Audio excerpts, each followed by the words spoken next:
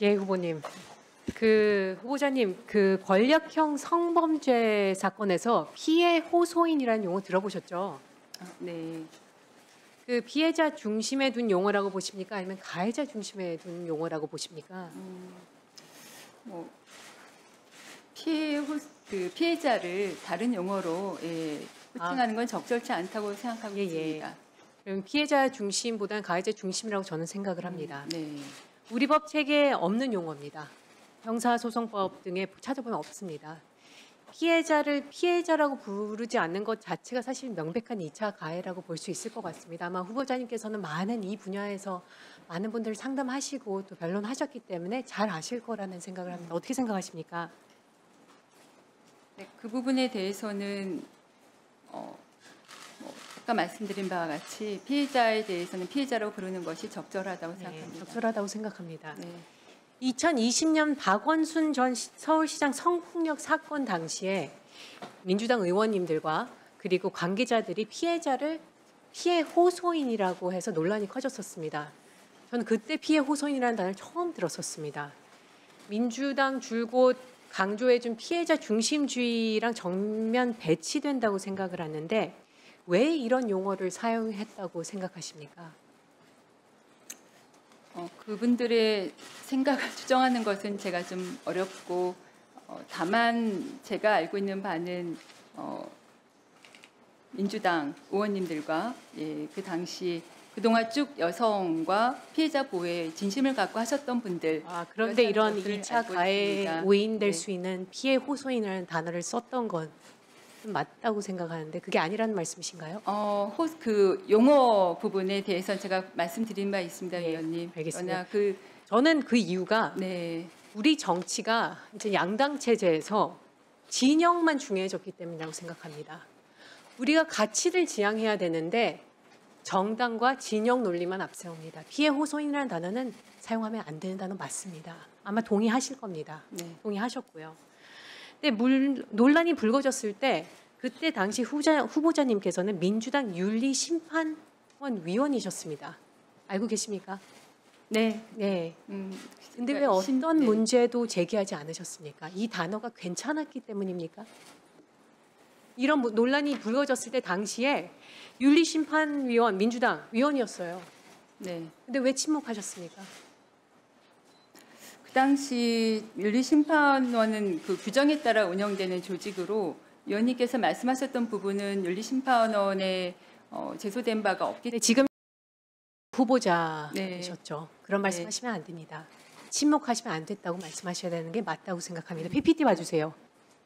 지금 보시면은 어떤 회사 윤리규범에 제14조 성희롱, 성폭력 등 금지 거기에 피해 호소인이라는 단어가 되어 있습니다. 이런 거 맞습니까? 윤리규범에 피해자를 피해자로 안 하고 피해 호소인이라고 하는 거 그거 맞습니까? 다음 PPT 봐주세요. 어떻게 생각하세요? 이렇게 가도 됩니까? 우리 사회가? 그 규정에 대해서는 다시 한번 살펴볼 필요가 있어 보입니다. 윤리규범에 피해 호소인이라는 단어를 쓰는 곳이 있다는 것 자체는 이거는 여성가 안 된다고 해야 되는 게 맞다고 생각합니다. 다음 PPT 주세요. 그런데 이게 어디 거냐면 더불어민주당 윤리규범입니다. 그리고 그 당시에도 그렇고 아직까지도 윤리규범에는 피해 호소인이라는 단어를 쓰고 있습니다. 이 부분에 대해서 삭제해야 된다는 의견 후보자로서 하시겠습니까? 이 부분에 대해서는 더 검토할 필요가 있어 보입니다. 예, 맞습니다. 피해 호소인이라는 표현은 2차 가해이기도 하지만 윤리규범에서 를 당연히 지금처럼 내셔야 되시고 후보자의 침묵은 맞지 않다고 생각을 합니다. 왜 그러냐면요. 여성가족부 정책 추진에 있어서는 피해자 중심주의 원칙은 피해자의 취약성을 고려해서 피해자 보호 중심으로 가야 됩니다. 그래야지만 피해자들이 자신의 피해 사실을 알릴 수 있는 계기가 됩니다.